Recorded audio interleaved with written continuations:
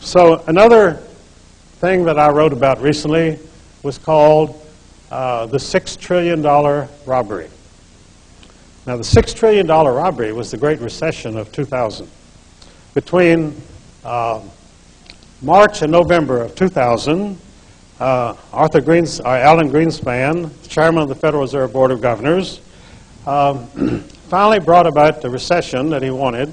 It took 6 rapid interest rate increases to bring the country and the economy to the point of collapse. 6 increases before he could do this.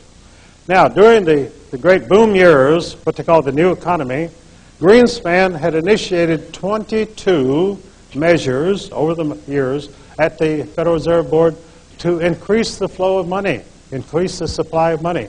And so the stock market boomed, and the prices kept going up and up and up.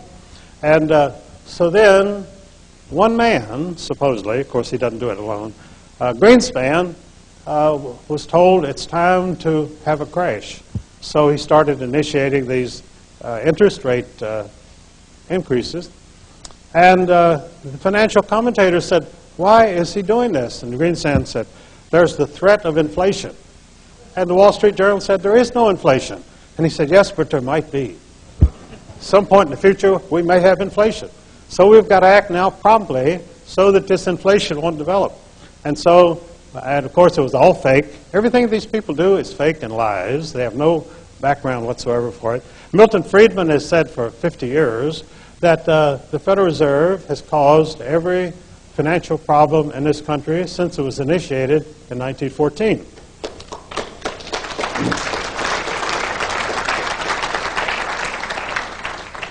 And Milton Friedman should know because he was the official consultant to the Federal Reserve Bank of San Francisco. So he knew what he was talking about. But he actually disagreed with many of the things that the Federal Reserve did because they were too artificial, too contrived. They had no basis whatsoever, for no financial information behind them. They simply did it because this was their program. They wanted the market to go up or they wanted the market to go down. And they had the mechanism to do it. They had the interest rate increase. They had the fact that the Federal Reserve Open Market Committee could buy or sell government bonds on the open market. That either increases or decreases the supply of money. And the stock market daily prices are totally dependent on the money supply. If it goes down, the prices go down. If it goes up, if the money increases, they go up. So people on the inside always know which way it's going to go. They know 3 or 4 or 5 or 6 days ahead of time. And they can get in there and make their money. And if you're buying stocks, you have no idea any of this is going on. And you have these Wall Street analysts who are constantly telling you, oh, this is a good buy, you better get this is going up. And you buy it, and it goes down. Because Greenspan has done something to decrease the money supply, and the stock goes down. Then you don't know whether to panic and sell it or whether to hold it and it'll come back up. Well, it always comes back up. You know, J.P. Morgan was asked one day by a reporter, he said, Mr. Morgan, this is about 1910, he said, Mr. Morgan, what is the market going to do? And J.P. Morgan said, my dear sir, the market will fluctuate. And that's how he made his living, because it fluctuated. If the market remains stable, after all, the worth of United States steel is about the same from one day to the next, but the market goes up and down because it's being manipulated. And as I say, U.S. Steel itself has the same resources, the same profits that it had last week, but the market will drop 5 points. And that's because of the way that they manipulate the markets, and that's how they steal from you. And so the $6 trillion loss, which American people suffered from March to November of 2000, I call it the $6 trillion robbery. Greatest robbery in history. Al Capone never made as much money in his whole life as the Federal Reserve people make in one day. Never. Al Capone complained, by the way, to the press.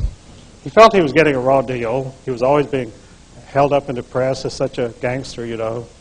And he said, I don't know why you reporters write these things about me. He said, I'm just another businessman. And that was true. But he was a small-time businessman. The big boys didn't even know he existed. They got their liquor from him, but Al Capone could never touch the resources and the money that these Federal Reserve bankers rake in every day of the year. They've got the biggest theft operation going. I call it the federal robbery system. And the income tax, which they set up, by the way, to protect their own fluctuations of the market by simply taxing you so you'll have less money to spend. And they don't care how much money you have, but it's a control mechanism. It keeps you in line. You want to go out and buy something, you can't do it because the Internal Revenue has withheld it from your salary as a tax. And that's how it's actually the jackboot pressing down on your neck forever. 1984, George Orwell. We've got everything that George Orwell predicted in 1984. We've got the newspeak, double speak, everything. It's all happening here every day. And he wrote this back in 1948. And many people like myself really like to study 1984 because it's an absolute blueprint for everything that you've seen happen in the last 50 years. The control of the people, manipulation, and always at the bottom is government force. The government does not ever expect to persuade you to do anything or convince you to do anything, so they use force. And that's always who comes to your house but the armed FBI agent carrying a gun. And you don't even have a gun, but he has the gun, and so you have to pay up. And this is the way it's always force.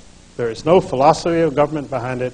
There is no benevolent intentions towards your being a citizen of this country. And in fact, the way that they send money out of the country to other countries shows that they have no loyalty to this country. I have, for years, stated that on the income tax deductions, they should not be allowed to deduct anything that's sent out of the country. I mean, if you want to give money to a charity in the United States, that should be deductible. But if it goes out of our borders, it should not be deductible. If you want to send money to England or Israel, that's fine. But why should the other taxpayers have to pay up in order so that you can do this?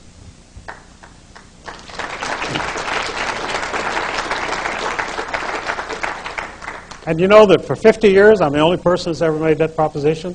None of your politicians in Washington would ever touch us with a 10-foot pole, because it's the foreign payments which they live on, because that's where the big kickbacks come out.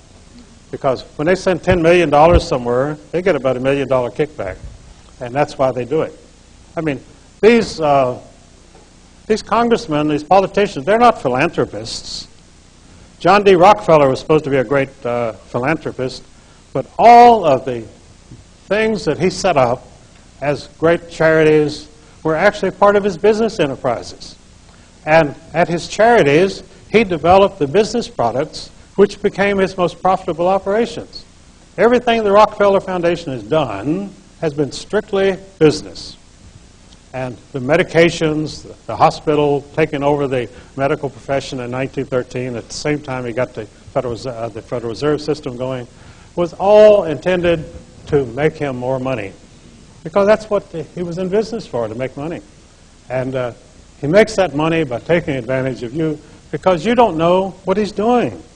Because these things are always presented as all of the charities and philanthropies have, I read all their charters years ago, they're all written by the same lawyer in New York, Elihu Root. And they all say the same thing, the welfare of mankind. And it turns out to be the welfare of John D. Rockefeller. Because they don't do anything except for themselves. They never help anybody. But they always cloak it under the pretense that they're doing this for brotherhood and for helping other people, that they lie awake at night worrying how they can help other people, and they're robbing them blind constantly. And that's part of the conspiracy. Not only to steal from people, but to make you grateful for having been robbed.